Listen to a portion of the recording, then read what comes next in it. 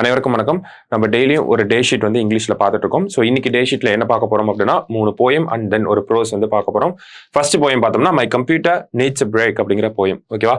So my computer needs a break பொதுவாக பார்த்தோம் அப்படின்னா ஒரு கம்ப்யூட்டர் ஈஸியாக டிஸ்கிரைப் பண்ணியிருப்பாங்க. கம்ப்யூட்டர் என்னெல்லாம் பண்ணும் அண்ட் தென் இப்போ கம்ப்யூட்டர் எப்படி மிஸ்பிஹேவ் பண்ணுது அப்படிங்கிறது தான் இந்த போயம்ல சொல்லியிருப்பாங்க. மோஸ்ட்லி எல்லாமே பெர்சானிஃபிகேஷனாக தான் இந்த போயம்ல இருக்கும் நமக்கு. So first question, author of the poem யார் அப்படின்னா இந்தியன் ஆத்தர் சாந்தினி கோவிந்தன். சரியா? நேஷனாலிட்டி அப்படின்னு பார்த்தோம்னா India. Who is the poet அப்படின்னு பார்த்தோம்னா ஒரு சில்ட்ரன்ஸ் லிட்ரேச்சர்ல ஃபேமஸ் ஆத்தரா இருக்காங்க. சரியா? For the children the poet road around 50 books வந்து எழுதி இருப்பாங்க. Okay, how does the poet describe her computer? My computer is very brainy and smart அப்படின்னு சொல்லியிருப்பாங்க இல்லையா? அந்த பிரைனி அண்ட் ஸ்மார்ட் அப்படிங்கிறத வச்சு நம்ம வெரி இன்டெலிஜென்ட் அப்படிங்கிறத எடுத்துக்கலாம். சரியா? What happens to the computer?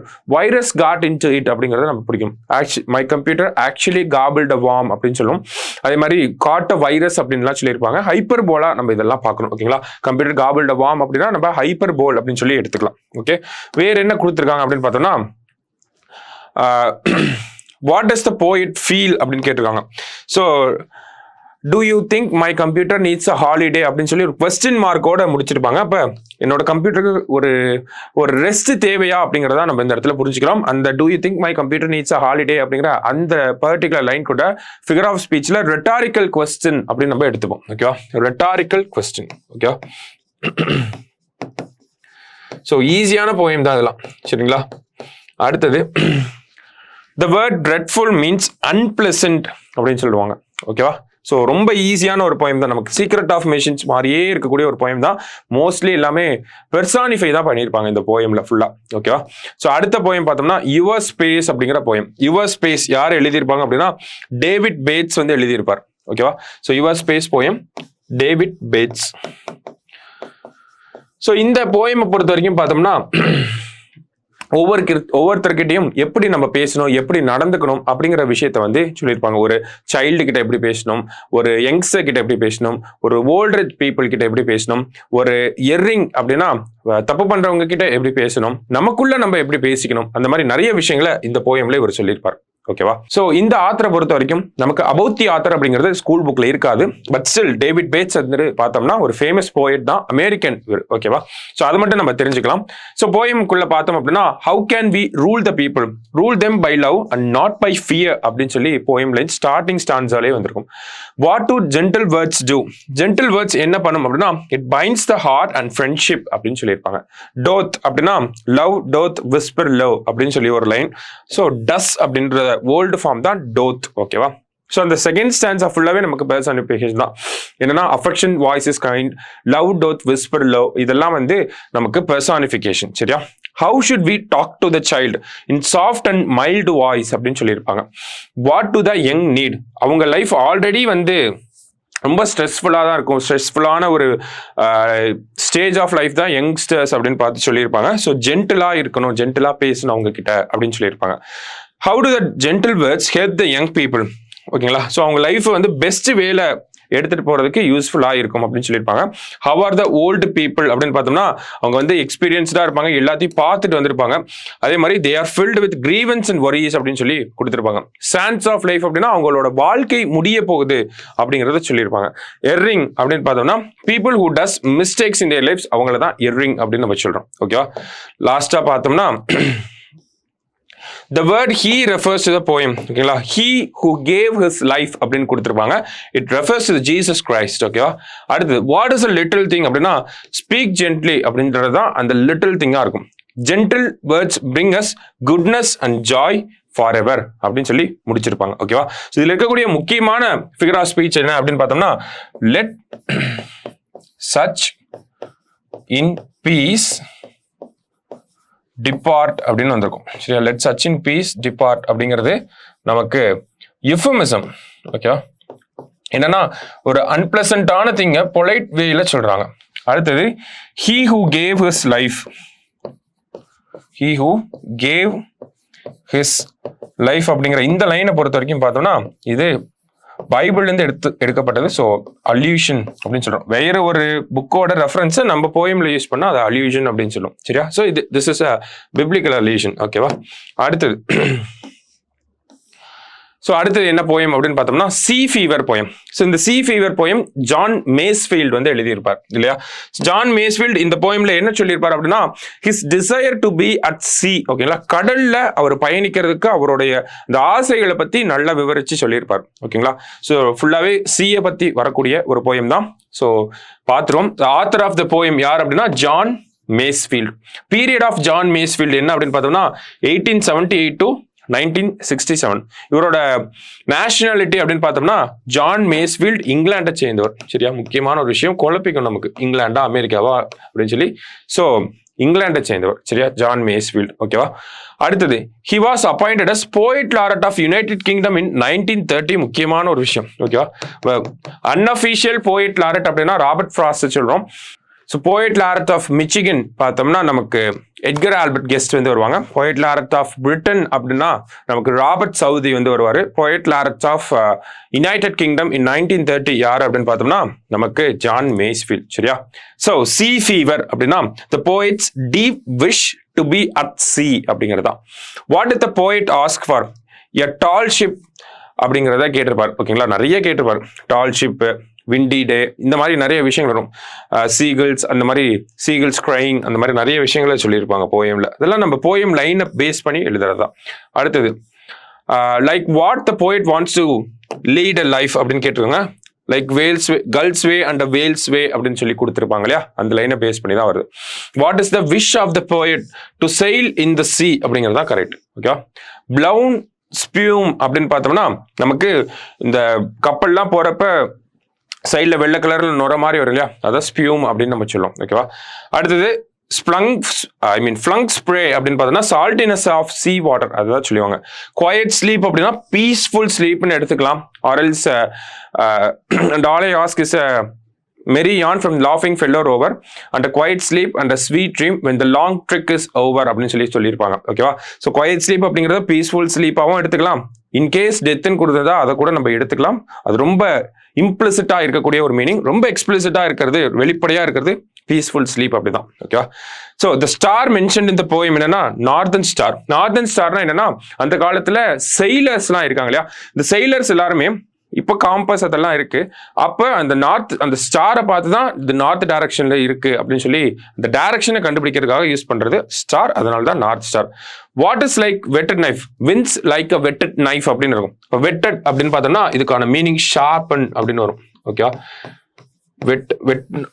வெட்டணும்னா ஷார்ப்பா இருக்கணும் அப்படின்னு சொல்லி ஞாபகம் வச்சுக்கலாம். ஓகேவா. ஸோ ஈஸியான போயம் தான் ஜான் மேஸ்ஃபீல்டோட சி ஃபீவர் அப்படிங்கிற இந்த போயம். ஸோ இதில் இருக்கக்கூடிய ஃபிகர் ஆஃப் ஸ்பீச் பார்த்தோம் அப்படின்னா நமக்கு சிமிலி 2-3 இடத்துல எம்ப்ளாய் ஆயிருக்கும். அதே மாதிரி மெட்டாஃபர், லாங் ட்ரிக்ஸ் ஓவர் அப்படிங்கிற அந்த லைன் வந்து நமக்கு மெட்டாஃபர் எல்லாம் வரும். சரிங்களா. ஸோ அபவுட் தி ஆத்தர் கொஞ்சம் நல்லா பார்த்து வச்சுக்கோங்க. ஓகேவா. ஸோ அடுத்தது நம்ம ப்ரோஸ் பார்க்கலாம். ஸோ ப்ரோஸ்ல பார்த்தோம்னா சர் ஐசக் நியூட்டன் த இன்ஜீனியஸ் சயின்டிஸ்ட் அப்படின்னு சொல்லி கொடுத்துருக்காங்க. So Isaac Newton ingenious scientist. Ingenious அப்படின்னா நமக்கு இன்ஜியூனிட்டி அப்படின்னு சொல்லுவோம். கரெக்டா. Means creativity R ability to invent certain things அப்படின்னு எடுத்துக்கலாம். ஸோ நெத்தானியல் ஹாத்ரோன் அவர் தான் வந்து இந்த இதை எழுதியிருப்பாரு. So is an American. Salem மேசச்சூசெட்ஸ்ல வந்து பிறந்திருப்பாரு. So the essay sir Isaac Newton ingenious scientist has been an expert from Nathaniel Hawthorne's true stories from history and biographies published in 1851. சரியா. அடுத்தது நியூட்டன் எப்போ பிறந்திருப்பார் அப்படின்னா Christmas day December 25. Born in எந்த வருஷம் அப்படின்னு பார்த்தோம்னா 1742. எங்க பிறந்திருப்பார் அப்படின்னு பார்த்தோம்னா உல்ஸ்தோர்ப் இன் இங்கிலாந்து. சரியா. நார்த் வித்தம் அப்படிங்கிறது அவங்க அம்மா கல்யாணம் பண்ணிட்டு போன பிளேஸ். உல்ஸ்தோர்ப்ல தான் வந்து பிறந்திருப்பாரு. Who was taking care of Newton after his father's death, இவங்களோட கிராணி. ஓகேவா. அடுத்தது Isaac's mother married to a clergyman. ஓகேவா. ஒரு கிளர்ஜிமேனை கல்யாணம் பண்ணிட்டு தான் வித்தம், நார்த் வித்தம் அப்படிங்கிற பகுதிக்கு போயிருப்பாங்க. ஓகேவா. ஸோ நார்த் வித்தம் இவரு பிறந்ததுதான் உல்ஸ்தோர். அடுத்தது வந்திருக்கு North Witham. What it Isaac's made by himself a set of tools வந்து வச்சிருந்திருப்பார். சரியா.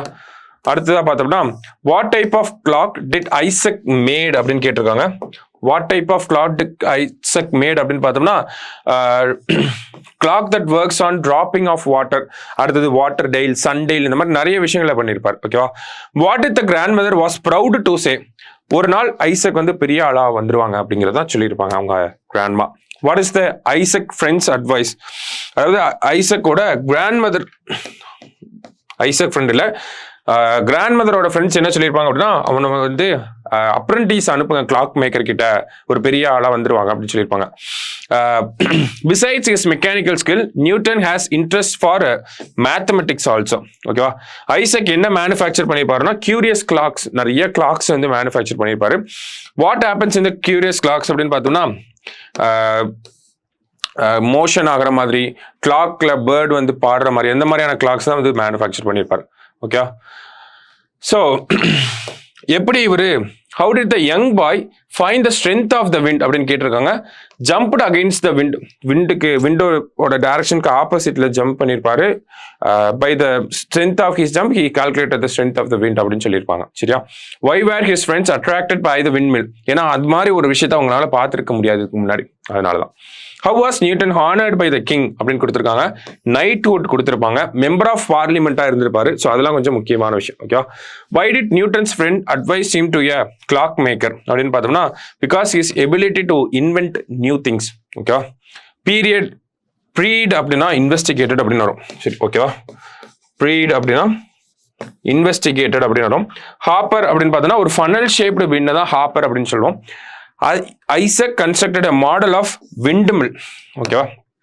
அடுத்ததா பார்த்தோம்னா சண்டேல், நம்மளோட ஐசக் உருவாக்குன அந்த சண்டேல் அப்படிங்கிறது இன்னமும் உல்ஸ்தோப்ல இருக்கு. ஐசக் எப்ப இறந்து போனார்? Or according to the lesson he ceased to exist அப்படின்னு கொடுத்திருப்பாங்க. கரெக்டா? who ceased to exist அப்படின்னு கூட நமக்கு கேட்கலாம். ஓகேவா? யாருன்னா ஐசக் நியூட்டன் தான். சரியா? இப்போ இறந்து போனது 1727 at the age of 85. Okay, 1642ல பிறந்து 1727ல வந்து இறந்து போயிருப்பார். ஓகேவா? அடுத்தது, Newton cared little for earthly fame and honours. David Rittenhouse யார் அப்படின்னா, இவர் ஒரு அமெரிக்கன். இவரும் 6-7 வயசுல வந்து பார்த்தோம்னா ஒரு வாட்டர் மில் வந்து பெர்ஃபெக்டா மேட் பண்ணியிருப்பார், உருவாக்கியிருப்பார். Period of Nathaniel Hawthorne 1804 to 1864. ஈஸியா ஞாபகம் வச்சுக்கலாம். ஓகேவா? நத்தானியல் ஹாத்தோன் அப்படின்னா 1804 1864 வரைக்கும். நத்தானியல் வந்து ஒரு American novelist, dark romantic short story writer.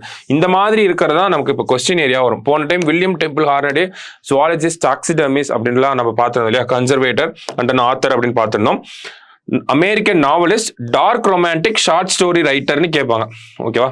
Novelist, short story writer, dark romantic short story writer அப்படின்லாம் வந்துச்சுன்னா நத்தானியல் ஹாத்தோன். சரியா? அடுத்தது, when did Nathaniel Hawthorne born அப்படின்னா 1804, சேலம், மேசச்சூசெட்ஸ். ஓகேவா? ஸோ இந்த லெசன்ல முக்கியமா வேற என்னெல்லாம் நம்ம நோட் பண்ணணும் அப்படின்னா, நமக்கு கேம்பிரிட்ஜ் யூனிவர்சிட்டியில வந்து படிச்சிருப்பாரு இவரு. கரெக்டா? அது ஒரு விஷயம் நம்ம நோட் பண்ணணும். அடுத்தது வந்து விண்ட்மில் ரெடி பண்ணதுக்கு அப்புறமா அதுக்குள்ள வந்து வீட் போட்டிருப்பாங்க உள்ள. ஓகேங்களா? கோதுமையை போட்டிருப்பாங்க, அது அப்படியே வீட் ஃப்ளோரா வெளியே வந்திருக்கும். அடுத்தது, அந்த விண்ட்மில்ல வந்து லினன் யூஸ் பண்ணி நிறைய விஷயத்த பண்ணியிருப்பாரு. ஸோ இந்த மாதிரி சின்ன சின்ன டீடைல்ஸை நம்ம மிஸ் பண்ணிடுவோம் படிக்கிறப்ப. ஸோ லெசன்ஸை பொறுத்த வரைக்கும் லைன் பை லைன் நம்ம ரீட் பண்ணிட்டே இருந்தோம்னா கரெக்டாக இதெல்லாம் பிடிச்சிடலாம். சரிங்களா? அண்ட் தென் இதில் இருக்கக்கூடிய சினானிம்ஸ், கிளாசரி அப்படிங்கிறது கொஞ்சம் முக்கியமாக இருக்கும். ஓகேவா? ஏன்னா டிஃப்ரெண்டான வேர்ட்ஸ் வந்து நிறைய கொடுத்துருப்பாங்க.